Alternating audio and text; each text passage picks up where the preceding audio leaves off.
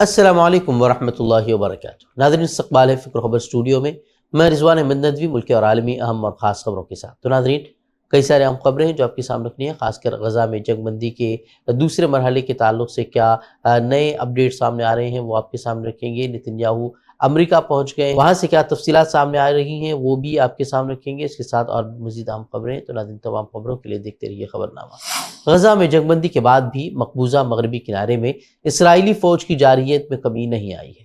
اسرائیلی forces نے جنین میں 23 عمارتوں کو نشانہ بنا کر تباہ کر دیا ہے، جبکہ 50 فلسطینیوں کو شہید کرنے کا بھی دعویٰ کیا ہے۔ اسرائیلی فوج نے طوباس اور تمون میں بھی اضافی فوجی کمک بھیج دی ہے۔ دوسری جانب فلسطینی صدر محمود عباس نے مغربی کنارے میں بگڑتی ہوئی صورتحال کے پیش نظر اقوام متحدہ کی سلامتی کونسل کا ہنگامی اجلاس بلانے کا مطالبہ کیا ہے۔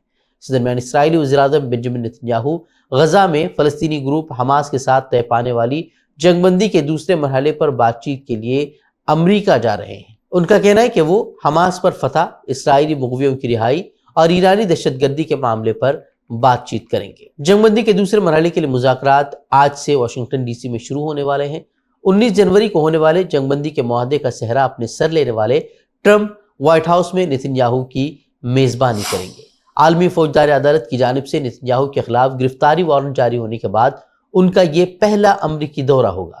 دلچسپ بات یہ ہے کہ امریکہ نے روسی صدر ولادیمیر پوتن کے وارنٹ کی حمایت کی تھی، مگر نتنیاہو کے معاملے میں وہ اس فیصلے کی کھلم کھلا مخالفت کر رہے ہیں، حالانکہ غزہ میں قتل عام کی ہر کوئی گواہی دے رہا ہے۔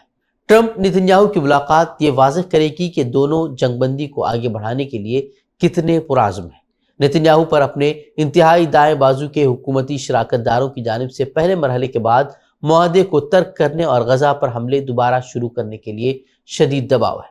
جہاں تک ٹرمپ کی بات کریں تو مستقل جنگ بندی کو لے کر ان کے ملے جلے بیانات سامنے آتے رہے۔ پہلے جب ان سے پوچھا گیا کہ وہ کیا یقین رکھتے ہیں کہ غزہ میں جنگ بندی ہو جائے گی تو انہوں نے کہا تھا کہ مجھے یقین نہیں ہے، یہ ہماری جنگ نہیں ہے، یہ ان کی جنگ ہے۔ اس کے بعد انہوں نے غزہ کو نسلی طور پر صاف کرنے کی تجویز بھی پیش کی تھی، جس کے تحت فلسطینیوں کو مصر اور اردن بھیجنے کی بات کہی تھی، جسے عرب ممالک نے سرے سے مسترد کر دیا ہے۔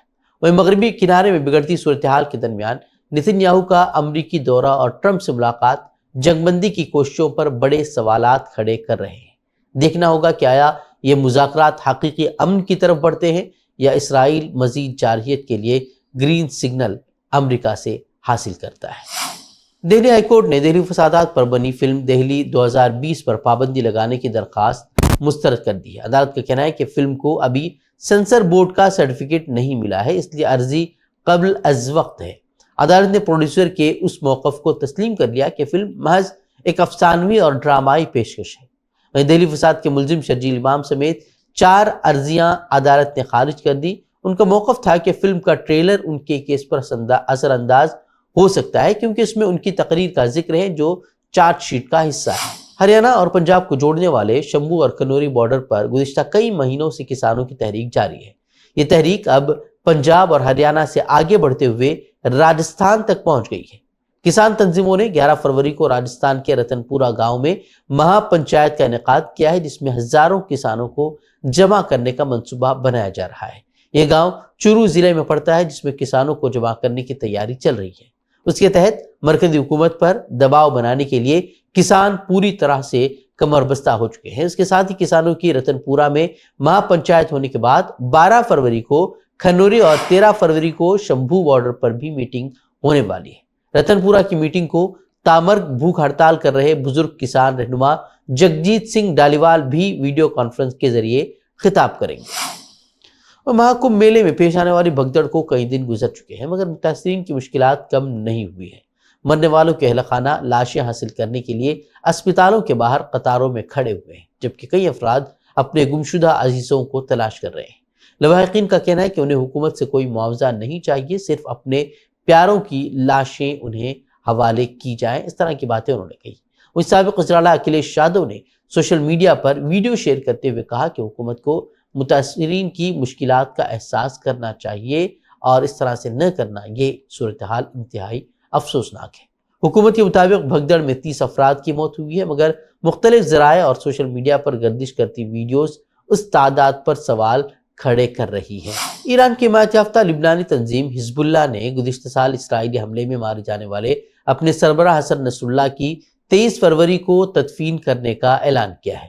حزب اللہ کے موجودہ سربراہ نعیم قاسم نے اعلان کیا ہے کہ اسرائیل اور حزب اللہ کے درمیان جاری شدید جنگ کے دوران سیکیورٹی حالات کے باعث گزشتہ 2 ماہ کے دوران تدفین نہیں کی جا سکی تھی، وہ صورتحال اب ختم ہو گئی ہے، اس لیے حزب اللہ نے فیصلہ کیا ہے کہ 23 فروری کو حسن نصر اللہ کی تدفین کے سلسلے میں ایک بڑا عوامی اجتماع منعقد کیا جائے گا۔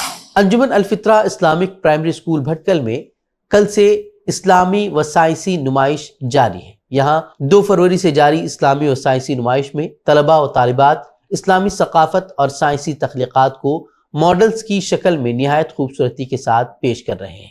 ننھے بچے بھی اپنے معصومانہ جوش و خروش اور بے مثال خود اعتمادی کے ساتھ قرآنی تعلیمات، اسلامی تاریخ اور سائنسی اکتشافات کو ماڈلز کی مدد سے مؤثر انداز میں پیش کر رہے ہیں، جو دیکھنے والوں کے لیے باعث حیرت و مسرت ہے۔ Did you know that olives are mentioned 6 times in the Quran? That 11 stars, a sun and the moon, I saw them prostrating to me. 313 Muslim verses, the thousand of the people of Makkah.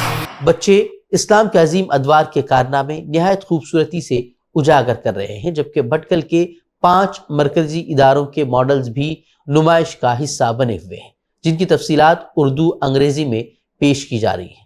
ننھے طالب علم قرآنی آیات اور سائنسی حقائق کے درمیان تعلق کو نمایاں کرنے میں خصوصی محنت بھی کر رہے ہیں، جو حاضرین کو بے حد متاثر کر رہا ہے۔ Little children tried to explain the verses of Quran pictorially and in models, so we can grasp more grasp more in this kind of things. So I encourage these students to carry on more such type of exhibitions. It reflects Allah's perfect design where the body absorbs nutrition and expels the waste efficiently. یہ نمائش طلباء کی محنت اور اساتذہ کی کوششوں کا بہترین مظہر ہے۔ عوام الناس کی غیر معمولی دلچسپی کے باعث اس نمائش میں مزید ایک دن کی توسیع کر دی گئی ہے، یعنی کہ اب یہ نمائش 4 فروری بروز منگل بھی جاری رہے گی۔ نمائش کے اوقات کچھ اس طرح ہیں کہ خواتین کے لیے صبح 9:30 بجے سے 12 بجے تک، جبکہ مرد حضرات کے لیے دوپہر 1 بجے سے 2:30 بجے تک کا وقت مقرر کیا گیا ہے۔ تو ناظرین خبریں، مزید خبروں کے لیے آپ ہماری ویب سائٹ www.fikrkhabar.com پر رخ کر سکتے ہیں۔ ویڈیوز کے لیے ہمارے یوٹیوب چینل کو سبسکرائب کریں۔ تو ناظرین اجازت دیں، السلام علیکم ورحمۃ اللہ وبرکاتہ۔